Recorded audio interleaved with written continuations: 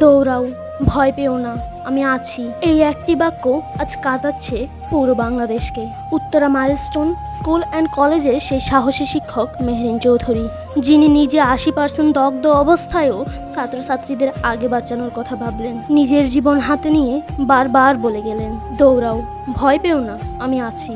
ক্লাসরুমে আটকে থাকা ছাত্রছাত্রীদের নিজ হাতে বের করে আনলেন একের পর এক। চোখের সামনে ধোঁয়া আর আগুন, কিন্তু তিনি থামেননি, পিছু হাঁটেননি। বাংলাদেশ সেনাবাহিনীর মতে তার অদম্য সাহসিকতায় 20 জন শিশুর প্রাণ রক্ষা পেয়েছে। উদ্ধার অভিযানে অংশ নেওয়া সেনা সদস্য বললেন, ম্যাডাম ভেতরে ঢুকে গিয়ে বাচ্চাগুলোরে বের করে দিছে, তারপর উনিই বের হতে পারেন নাই। কি ভয়ঙ্কর বাস্তবতা!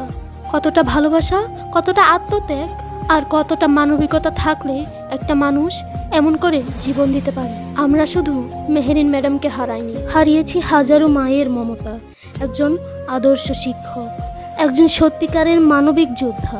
এদেশের ইতিহাসে সাহস আর আত্মত্যাগের নামের পাশে সোনালী হরফে লেখা থাকবে মেহরিন চৌধুরী। বাংলাদেশ ধন্য, এমন একজন মহিষী নারীর জন্ম এই মাটিতে হয়েছে। শত শত সালাম সেই মা বাবার প্রতি, যাদের ঘরে জন্ম নিয়েছিল এমন এক আলোকবর্তিকা।